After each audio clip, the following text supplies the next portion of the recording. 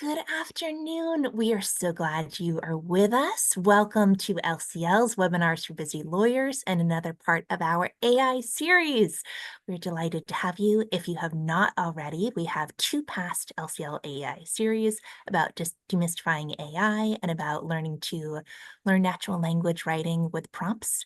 Today, we're going to be talking about AI and ethics with our very own LCL Luz Carrion. I will let you read her bio yourselves, but just to say she has a great background in ethics, and we're so glad to have her here. We will have a presentation first and then questions at the end, so feel free to put them in the chat as we go forward. And Luz, I will turn it over to you. Thank you. Thank you so much, Laura. Great to see you and great to have our guest join us for this latest installment of our AI series. So I'm going to share my screen. You allow me a few seconds here.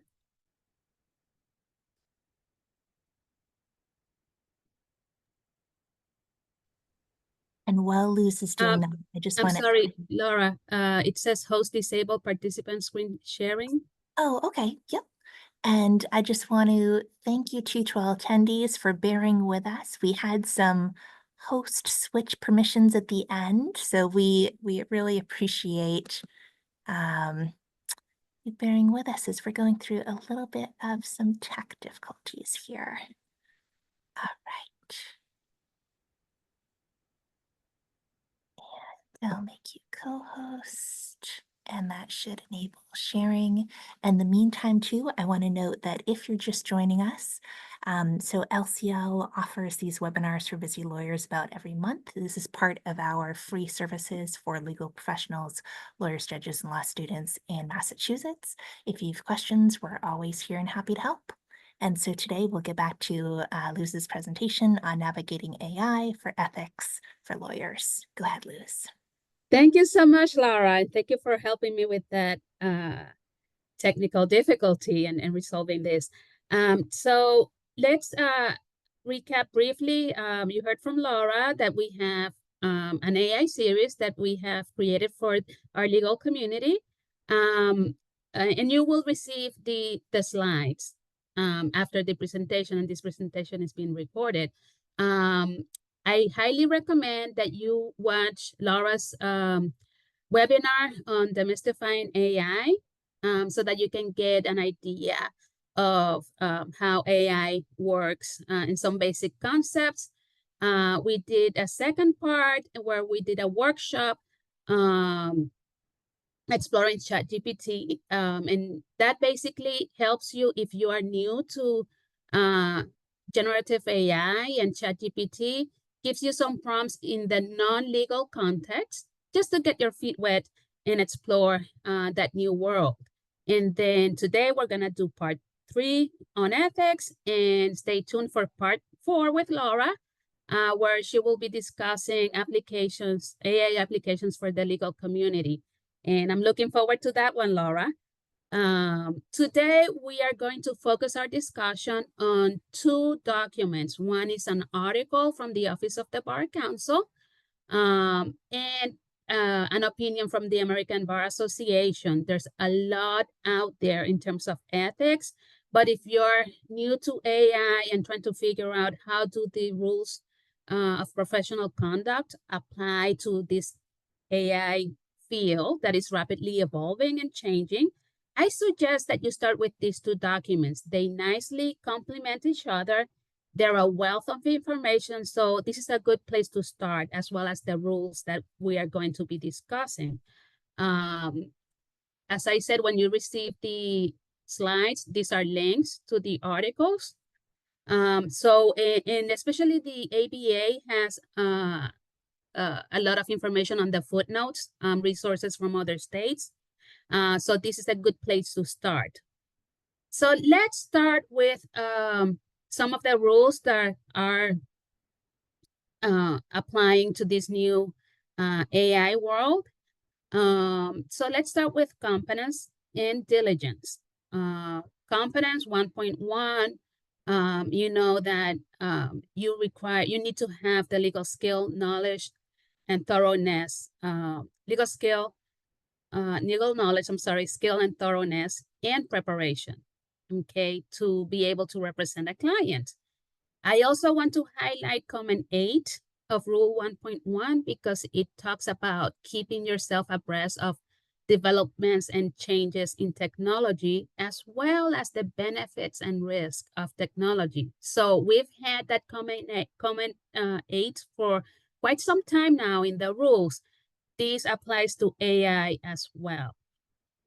Diligence, this is coming up in the AI world in law more and more, and we know that you have to act with reasonable diligence. And these two concepts of competency and diligence, they're going to be evolving as we have new AI products coming up, and this is going to be part of our new reality. So we get from the article from the Office of the Bar Council that in terms of competency and diligence, you have to familiarize yourself with the risk and limitations. We all know that. You need to have a general understanding of how the technology operates, including what information it is collecting. I suggest that if you haven't seen our prior installments, do so. We explain how some of this technology works, and then you're gonna hear from Laura on the next installment as to the legal tools that have AI as a component. Read the terms and conditions. This is something that has been repeated over and over. Every time that you are using AI, please read the terms and conditions of the tool that you're using. Consult reliable resources or sources of information and seek expertise. We're trained, right? And in the rules of professional conduct mentions that if you don't have the expertise on something, go and either become knowledgeable and competent or seek the expertise of someone who is an expert or knowledgeable in that field. What is important also is to maintain the authority, oversight of control of the AI that you're employing. That's super important. And like we said before, and it bears repeating, you have to keep up with the advances and changes in AI technology. This is a field that is rapidly changing and evolving. So you have to keep abreast of this. Think about when we had cloud computing and uploading and saving documents in the cloud. It's the same principle. At the beginning, that was all new. There were concerns about confidentiality and security, but the technology evolved, right? So we are in a similar movement now with AI. Now we're gonna switch gears now to the ABA opinion. And like I said, it complements the OBC article. And there's a few highlights here. The AI tools cannot replace the judgment and experience that is necessary for lawyers to competently advise clients. So AI is not gonna replace lawyers. Lawyers are here to stay. And even though AI can help you in different ways, that judgment and expertise cannot be replaced by AI. And similarly, lawyers may not abdicate their responsibilities by solely relying on a generative AI tool to perform tasks that call for the exercise of professional judgment. And we're gonna see there has been some court decisions where attorneys unfortunately did not check the output of AI tools and then submitted that information to the court. Just a note of clarification here. The ABA opinion focuses on generative AI tools.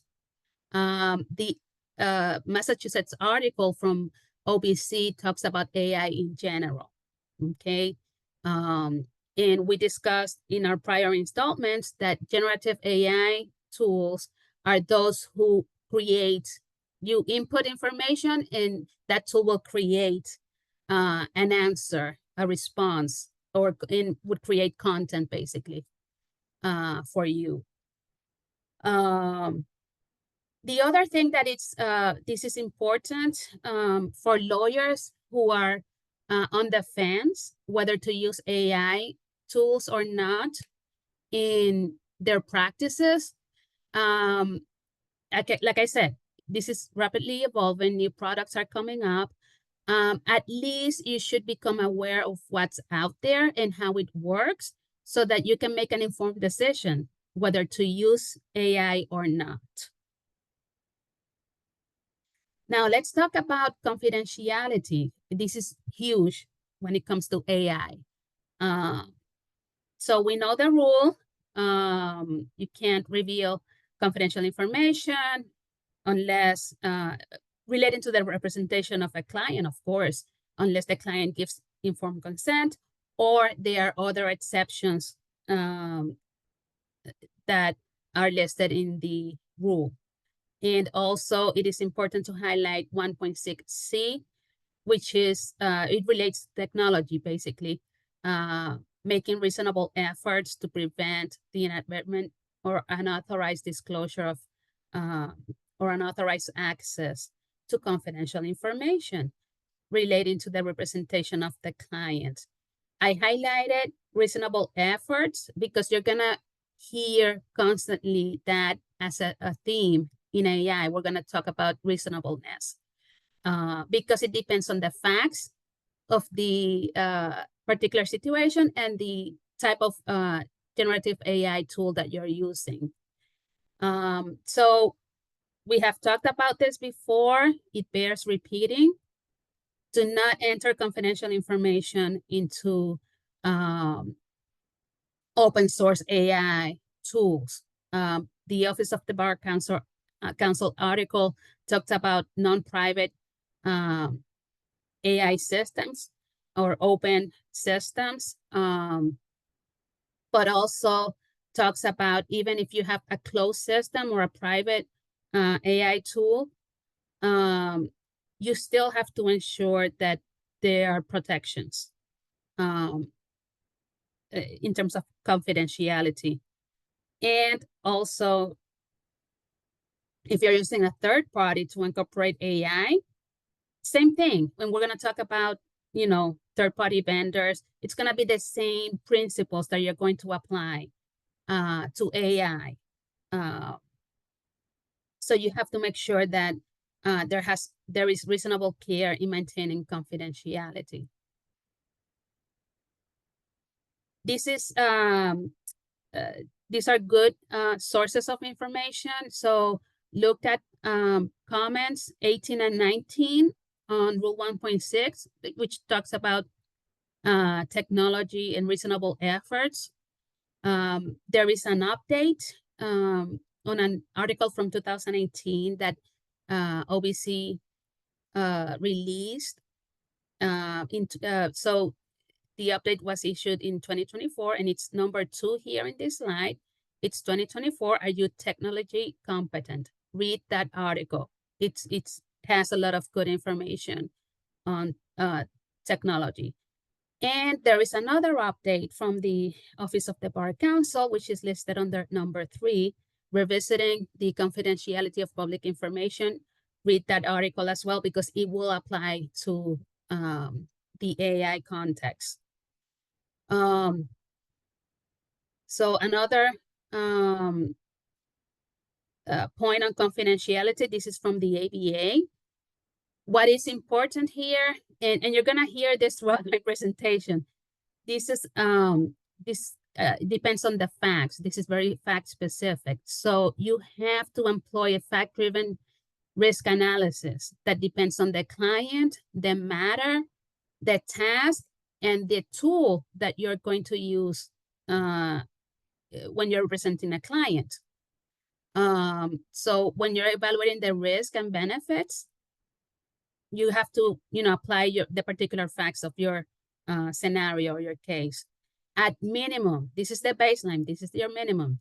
You have to read the terms of use, privacy policy, and the contractual terms when you're using a generative AI tool. And again, consult with a professional, an IT professional, if needed. So when do you require informed consent? This is from the ABA. So no informed consent. So generally, you do not need consent if the lawyer will be inputting information. If you're not inputting client information or information that is related to the representation. So for example, idea generation, if you're looking for an idea, you're not using client-specific information, you don't need informed consent from the client.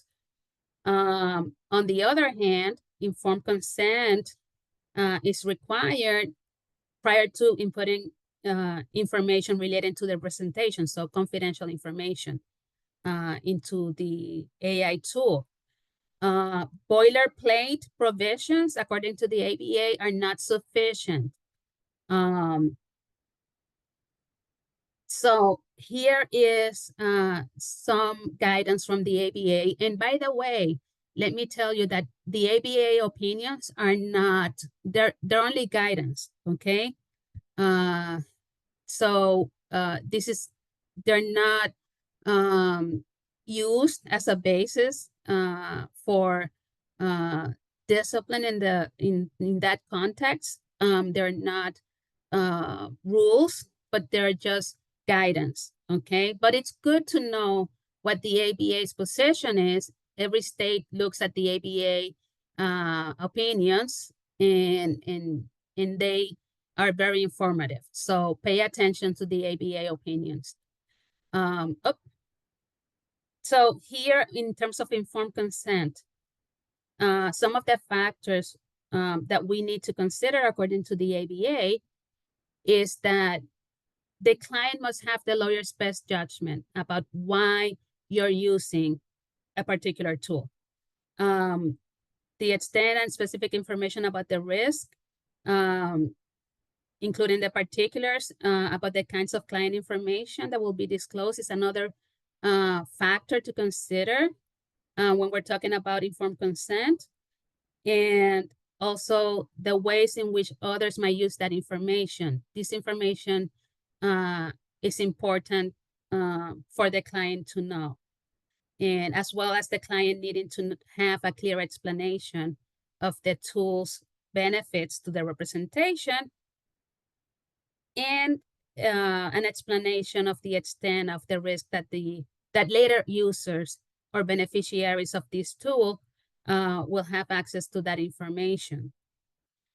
And this is why the ABA is saying that we need to consider those factors in terms of getting informed consent, is that a lot of these AI tools are designed so that the output could lead directly or indirectly to the disclosure of information.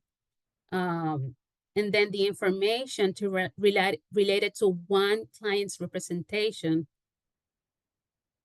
gets first inputted into the AI tool.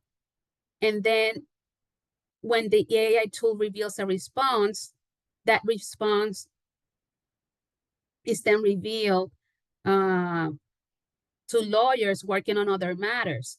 So that's how AI works. And again, look at our prior installments to get more familiar with that. But basically, you input the information, there's an output, and the tool keeps using that information to generate other outputs when other people enter information.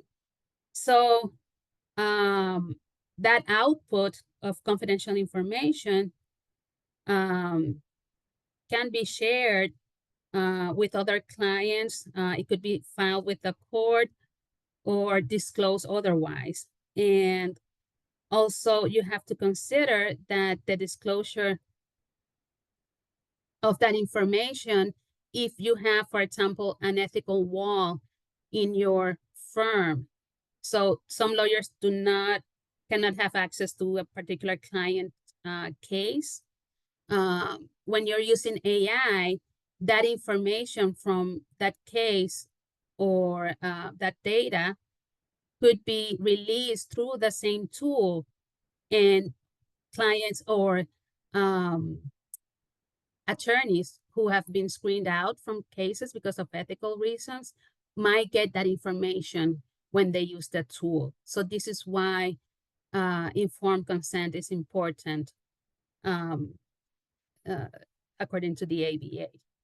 Conflicts, same thing here, rules 1.8 and 1.9. You cannot use information from one client to benefit yourself or another client or to the disadvantage of a client. And that's what happens when you're inputting client information to the tool. You might be, depending on the facts, not complying with 1.8 and 1.9 on conflicts. Communication. So here's the deal with communication. One of the things with AI is when to disclose to the client that you're using AI. So it depends. That's the answer that we always get, right? As lawyers, it depends. So when we look at the type of tool that we're using, that's one factor. And the other factor is how you're using that tool. So for example, we get from the OBC that if you're using a research tool like LexisNexis that uses AI as part of their research component, that might not be necessary to be disclosed. However, if we have, this is an example from the OBC article, a client who's been accused of second-degree murder that is vacillating between jury trial or bench trial, which is a decision that is the client's decision according to the rules of professional conduct. And then an attorney is trying to use a generative AI tool to predict, what the possible outcomes. That's huge, that you're using AI for a very important decision-making during this representation. So in that scenario, yes, you need to explain to the client about the tool that you're using to predict possible outcomes in jury trial, bench trial, and so on. So when it's that important to the representation, you need to communicate the use of AI to the client. Again, this is fact specific, and the ABA nicely complements the OBC article. As I said, if it's a significant decision in the representation and you're using AI for that, you should disclose it. If the client asks you for whether you're using AI, you need to disclose it. So if the client is asking you whether as part of the fee agreement or paying a fee, or if they're just simply asking, are you using any generative AI tools, you need to disclose that to the client, okay? I'm not gonna read all the information in the slides because of time. So here are some factors that or considerations that are very useful from the ABA. So think about, what's the importance of the tool to a particular task, the significance of the task to the overall representation, how the tool will process the client's information, and to the extent to which knowledge of the lawyer's use of the tool would affect the client's evaluation or confidence in the lawyer's work. So these are some considerations to guide you on the issue of whether to communicate the use of AI to a client or not. Fees, there's a couple of issues with fees. One, are you charging the client for the use of AI, okay? And we have from OBC that, some costs can be passed on to the client, and the cost has to be reasonable, or the expense. Remember the writing requirement, because you may have to put this in your fee agreement. So, but it has to be a reasonable cost. The ABA gives some good guidance on fees. So for example, this is the other component with the fees. It took you 3 hours to perform a task without AI, but now you have AI, and it's gonna be 15 minutes just to input the information into the AI tool and then get an answer. You cannot charge what you used to charge without AI. You're gonna have to charge the 15 minutes, like the example that the ABA gives. Also, you can charge for the time you spend reviewing the output, right? And verifying, which is critical and necessary and required, that you need to be verifying and fine-tuning whatever AI gives you as the output. So yeah, if it takes you 15 minutes and you're doing hourly fees, you can only charge for the 15 minutes, but you can charge for the time you spend verifying and researching further what AI gave you. Flat or contingent fees. Again, we go to the issue of if a flat fee is taken into account, I don't know, 10 hours of research, give or take. But if that task is less with AI and you're using AI, that fee might be clearly excessive in Massachusetts. So you have to think about that too when you're talking about flat fees and contingent fees. There are other scenarios that are listed here that you can read on your own, but let's move on to supervision. On supervision, we have 5.1 and 5.3. You need to supervise. So if you're a partner, managing partner, you supervise other lawyers. And lawyers also have to supervise non-legal staff, right? And you have your obligations to supervise, train, monitor, make sure that everyone is in compliance with the rules of professional conduct, because ultimately you are going to be responsible if something goes awry. The OBC is telling us, in terms of AI, have clear policies and procedures in place for this use of technology. The ABA says the same thing, and they also give a little bit more information on this topic of supervision. Tells you that, training could include basics of the technology, limitations, ethical issues, and then when outsourcing legal and non-legal services to a third party, you have to ensure that that third party will do the work capably and protect confidentiality. And this is not new. This is not new. We've used this before every time that we outsource legal tasks to a third party. So we're gonna use the same logic, the same analysis that we use with third parties. So quickly, as you do with third parties, you do reference checks, right? And verify the vendor credentials. You become familiar with the vendor security policies and protocols. You have to check for availability and accessibility of a legal forum for legal relief if there's a violation of the vendor agreement. So these are all things that you would have applied to a third-party vendor. You're going to apply the same analysis here for AI tools and companies that sell you the tool. Same thing here. This is basically an expansion of what I just discussed. But what's important here is that you have to make sure that, for example, if you stop using the AI, you need to inquire what is it that the company is using with that data, right? If you stop the service. And again, confidentiality, enforceability, those are important, okay? And for example, if someone is subpoenaing the company and the company needs to release client information or some confidential information that you enter into the AI, you have to inquire, what do they do under those circumstances? Do you get notified about that? So that's one thing that you have to consider.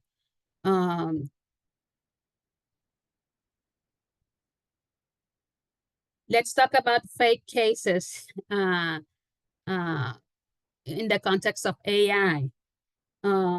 So here's the situation. We have these rules that apply to this context. I don't know if you've heard, but there has been some cases out there that where attorneys have used ChatGPT or some generative AI tool for legal research. And we heard before, I remember, Laura, you mentioned this, and I mentioned it as well. Do not use ChatGPT for legal research, okay? Don't. So, but some lawyers, unfortunately, used ChatGPT, or someone in their office used chat or use a AI, and the lawyer didn't verify the output or the cases. So what happened was that ChatGPT or the AI tool generated fake cases, like case names, citations, and everything. But then it was later discovered that the cases were fake, or that the ChatGPT or the AI tool hallucinated. We talk about hallucinations in our prior installments as well. So when we are talking about research, there's nothing new about this in terms of the ethical requirements. We all know that if you sign a pleading, your name and signature is in that pleading, you're responsible for that pleading, right? And here are some of the rules that are involved or that are relevant to that. So we have 3.1, right? Meritorious claims and contentions, candor towards the tribunal, 3.3, and then 8.4C, engaging in conduct involving dishonesty, fraud, deceit, or misrepresentations. So just like before we had AI, right? You read the cases that you cite in your pleading, right? And you jeopardize them, side check, right? Make sure that what you have in your pleadings in terms of cases and arguments are accurate, right? So we did this before AI. We just have to apply the same diligence and competency to the AI world. So there's nothing new here. Read the cases. Don't use ChatGPT for legal research. Site check your cases. And I just cited 3 cases here under number 5. So I don't know if you heard about Meta via Bianca. That was one of the first cases that came out where an attorney used ChatGPT for a pleading. ChatGPT generated some cases. The attorney cited the cases in the pleading without reading the cases, side checking them or anything. Turned out that the cases were fake, or there were hallucinations from ChatGPT. There's a Colorado case, People v. Crabble. That case actually ended in discipline. Another case where there were fake cases cited in a pleading. And so in that instance, the attorney was disciplined. We have a case from Massachusetts, Smith versus Farwell. That case, the attorney was sanctioned as well. And that opinion is, the court opinion is really instructive because they, as in the Mata case, the court went into spent some time explaining, AI and what happened in the cases, and they discuss also the ethical duties. So the way I see these cases are very instructive and learning experiences for the bar. And that's something that the Massachusetts court noted in their opinion. This is for the bar to learn and be aware of these situations. So these are just 3 cases that deal with hallucinations or fake cases. I wanted to show you this. So the website is there. This is something that Ropes and Gray put together. And so when you click on the website, you're gonna get this map, and you can hover around each state and it will give you the information in terms of court orders that each of these states has in terms of AI. So what's been happening is that some courts across the nation have been issuing court orders, standing orders. For example, some courts require that you disclose the use of AI technology. Some courts require that you certify that if you use AI, that you have checked, the information and verified the information. Some courts have been restrictive in standing orders, restricting certain use of AI. So this is an influx. This is changing. I noticed, I like the map because it's a good starting point to see what's going on in the nation. To the best of my knowledge, Massachusetts courts in Massachusetts have not issued standing orders on AI. Now, there's a word of caution on this map that I have to point out. The data in the map and the website is as of May 9th, 2024. So it's good to know that this is out there. I'm keeping an eye on it because, like, for example, at the end of the year, I would like to go back to see if they're updating this or not, because I haven't seen any recent updates. I checked today, still May, but it's good to know, what courts have done, and this is evolving. So as technology gets better and evolves and changes, some of these court orders might be amended. But it's good to know what's out there. So thank you for your attention. Please schedule a consultation with us if you have further questions, but I would leave you with a few pointers. So number 1, like I said, start with these 2 documents and the rules that are discussed in the documents and this presentation. Those are the most relevant rules and the ones that are most that are likely to come up and have been coming up in the ethical use of AI. Number 2, the second takeaway that I would say, this is changing. So you have to keep an eye on all developments. If you're using AI, you have to be on the lookout for changes. This is changing very fast. And there's new developments pretty much every week. So keep an eye on changes and developments. And just go back to the basics. That's my third takeaway. If you noticed during this presentation, we were going back to basics, like the basic rules of competence, diligence, confidentiality, communication. Always go back to the basics, okay? And one more thing I forgot.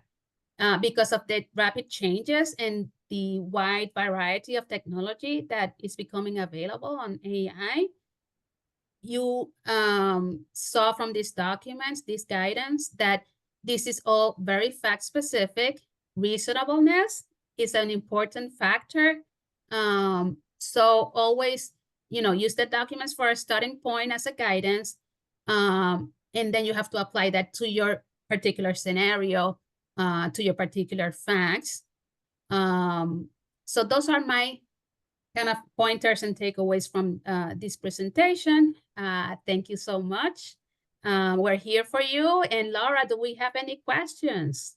Thank you so much, Luz. That was great. We don't have any questions yet. We had one that came in earlier, but then they noted that it was asked and answered as you went along. So I do encourage attendees, if you have questions, please put them in either the Q&A or the chat, and we'll get back to them. I want to highlight, Luz, because you did such a great job on this presentation, but it's pretty dense for a lot of people. So I want to hit Mhm. some highlights. So as you were mentioning first, these documents are very important. Everyone who signed up for the recording, you will get recording and you will get the slides. With the slides, you can click on the hyperlinks for the full document. We have someone writing in saying a very helpful thank you. Yes, I agree. The next part, as Luz was talking about, although AI may seem overwhelming because it is so new and fast evolving, Mhm. you look at it in the context of technology. Just as you adapted to cloud computing and everything else, you learned about reasonable measures and about tech competence. This will come. You just need to do some education, part as what is the LCL AI series. As she noted too, we're here for you if you have questions going forward. A few things when we're talking. This is very important when she was talking about the confidentiality, and I want to highlight a few scenarios. So first, if you're using a tool, especially an open source tool, you want to go to the settings and toggle off. Most of them have the ability that you can toggle off them training on your data. If they're training on your data, that means your prompts, your answers, the system is going to learn from what you put in. That has implications for confidentiality. You also want to be very careful, she was talking about, with open source tools, or as the Massachusetts opinion called them, non-private tools.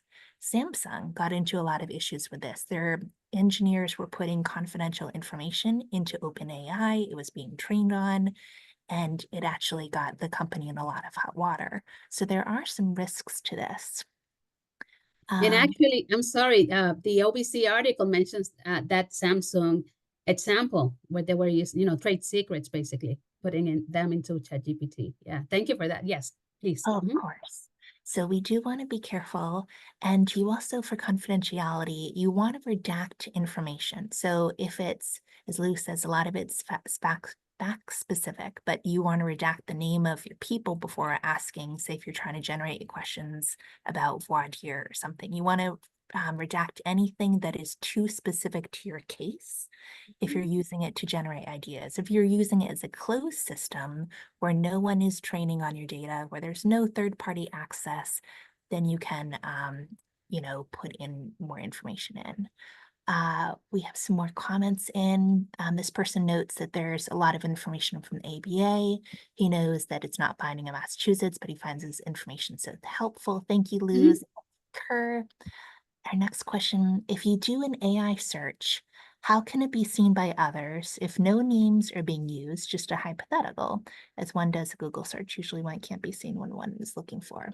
Okay, so what it is that if you're doing an AI search, and we're talking about to not have it be trained on the information, these data systems at large, they're not looking for one by one search prompts. What they're doing is their algorithms are training on what sort of information people are inputting and then what it's responding to.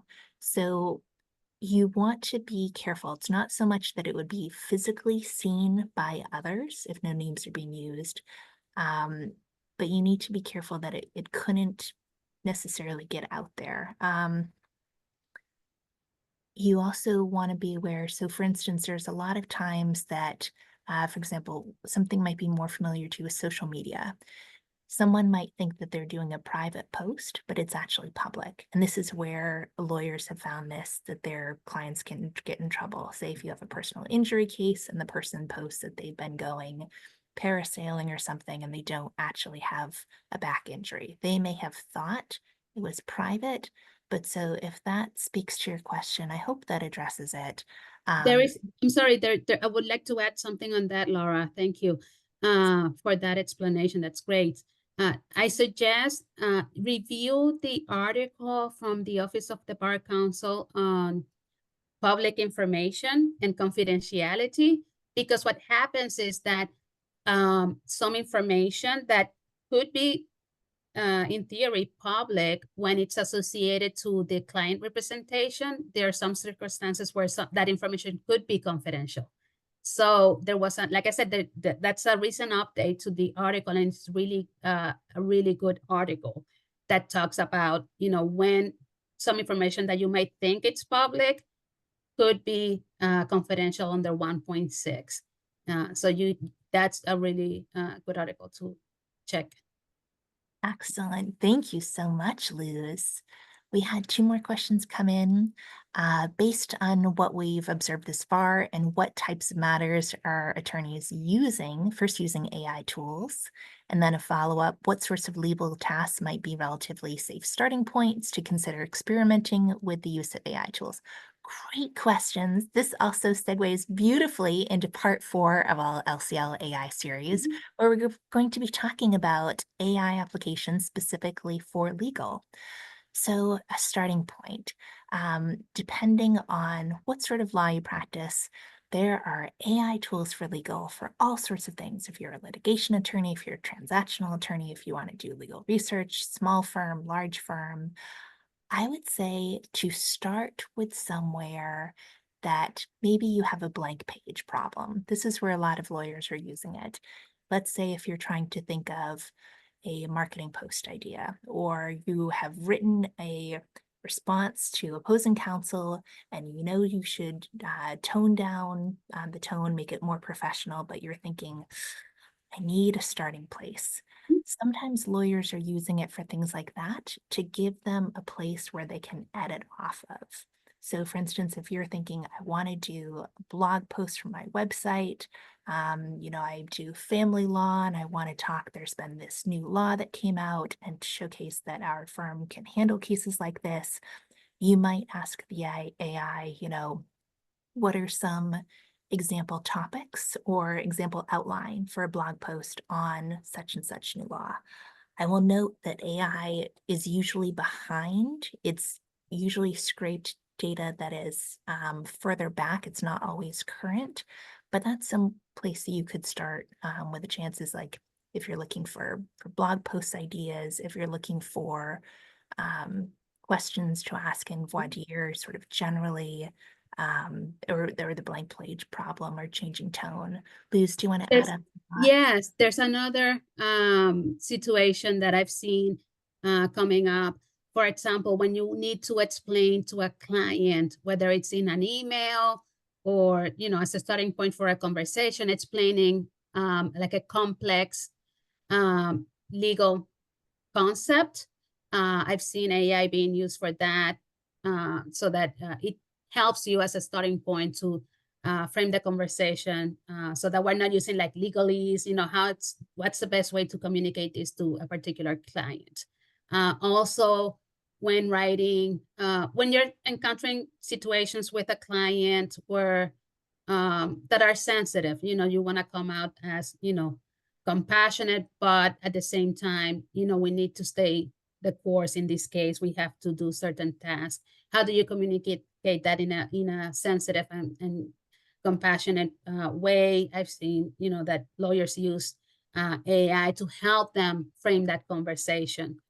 So those are some of the uses that I've also seen, in addition to what Laura had mentioned.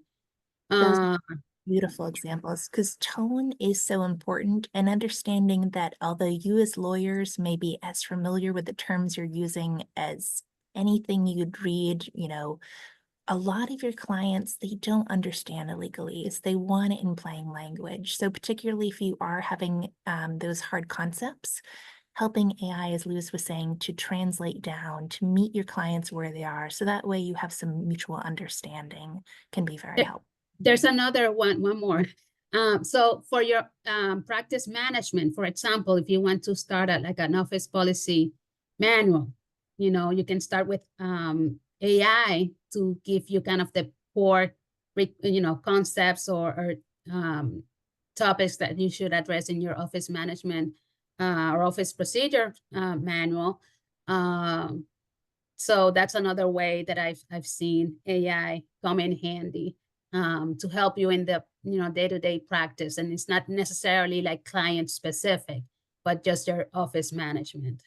That's a So the sky is the limit, basically.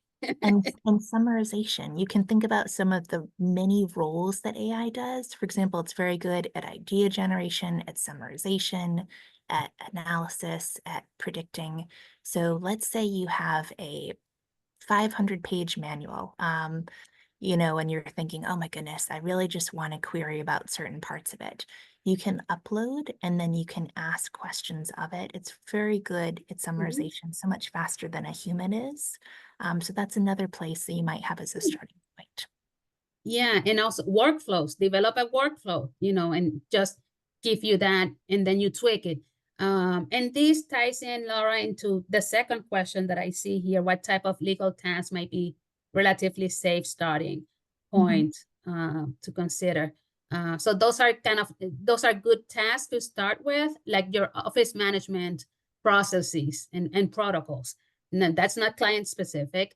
And something that I had mentioned in another webinar that I did on this topic, or we were talking about AI, but one of the things that I mentioned was that always remember that when you get the output from generative AI, that is not the end point. That's your beginning point, okay? That's the first um, step that you're taking at the problem. And then you start from that output and then you refine it, you research it. That's not going to be your end product, okay? The first output is never your end product. It should not be, okay? This is your starting point and like your first very rough draft, and then you work from that. So it's basically helping you save time in kind of, that brainstorming part that we do. So you save time on that, but then you get the starting point and take it from there. So that's should never be your end product. That's a great underscore. This is always the starting point. It's not the input. The technology is a tool, but it still relies upon your judgment and expertise. So, for instance, I've heard of law firms that will use this as a baseline to start for opening arguments. And they're thinking, okay, how do I start pitching this for 5 minutes, whatever the time is? That is not the end point at all. This is just to help get the ideas flowing, and then you can edit it from there. But you always Mhm. want to add on and make it more specific for your circumstances. All right, so I think we've addressed all the questions. If you have more, we certainly welcome those in. And we'll be talking more about this in our next segment specifically on AI applications. I will note too that if you are Massachusetts bar members, which I know a number of attendees are, you have free access to Decisis through your legal research product. That is a solo designed for solos and small firms from LexisNexis. So you can start that for legal research. If you're a member of Massachusetts Social Law Library, you have access to Fastcase VLEX. They also have legal research. And I'll also note that we have Decisis, which is a free AI tool made by legal founders. They're in my Legal Tech Boston group, great people. And if you want to look around for how it summarizes judicial opinions, that's another great tool to start as well, since I know that across practice areas, a lot of people are using legal research. As underscored, you want to use a product that has underlying legal data, legal original and primary sources. You don't want to have like an open AI chat GPT, which is just scraping from the web. And I think we have one more. Do we have one more? Oh, okay. We just had a comment. Great answers. Thanks. All right. Well, I see we're coming up on time. I want to thank our attendees. You've been a great audience. I want to thank those who will be watching on demand. Luz, this was wonderful. As noted, you will be getting the slides and the links so you can learn more about this later. If you have questions, we encourage you to schedule a consultation. We encourage you to join us for part 4, which will be about applications for the AI applications for the legal community, which will be on Wednesday, October 16th at 12 p.m. And Luz, I will turn it over for you for final thoughts. Thank you so much, Laura, and thank you for your great input and insight. Yes, and I just wanted to add, Laura, that as more updates are coming out, we envision regularly updating our AI series as necessary to keep you updated of changes and developments. So stay tuned. The next installment will certainly will not be the last. And we anticipate to update our content on AI. Thank you again, and see you until the next time. Beautifully said. Thank you all. Thank you.